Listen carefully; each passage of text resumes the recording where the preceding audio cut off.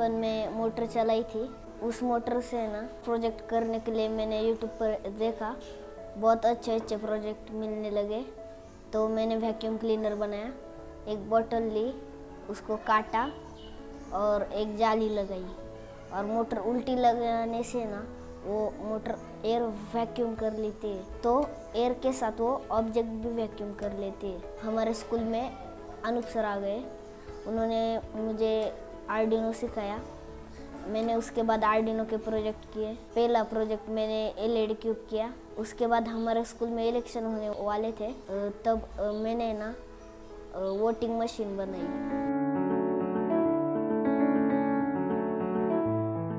मुझे साइंटिस्ट बनना है। आमच्या गावात खूप मोठा प्रॉब्लेम आहे की पाणी कमी पडतं आणि त्यामुळे शेती होत नाही। तिथे उन्हाळ्यात पाणी खूप कमी असतं, तर त्यासाठी मी एक हँड वॉश स्टेशन केलं। त्यामुळे शाळेतलं पाणी वाचायला लागलं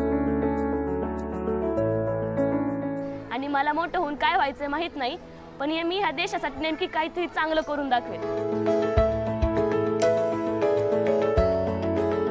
आज जर आपण पाहिलं की एन्व्हायरमेंट बद्दल आपल्याला खूप झाडं लावावं लागतील। जर आपण झाडे नाही लावली तर आपलं एन्व्हायरमेंट खूप धोक्यात येईल आणि जर झाडच नष्ट झाली तर ऑक्सिजन कोण देणार? आपण प्रत्येक मित्राला सोबत घेऊन, प्रत्येक माणसाला सोबत घेऊन, प्रत्येकाला त्याचं महत्त्व पटवून देऊन आपण काम करू शकतो।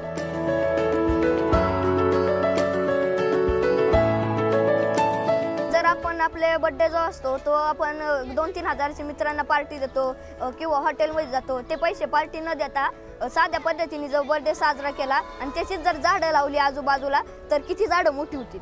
आपण काही गोष्टींचा रियूजही करू शकतो। जसं बॉटल असतील, आपण त्याचा फ्लॉवर पॉट बनवून घरात ठेवू शकतो। महागाचे फ्लॉवर पॉट आणण्यापेक्षा टाकाऊपासून टिकाऊ जर बनवलं तर त्याचा डबल रियूज होईल। आम्हाला फक्त आमचा शिक्रापूरच स्वच्छ नाही करायचा, आम्हाला अख्खा भारत देश स्वच्छ करायचा आहे।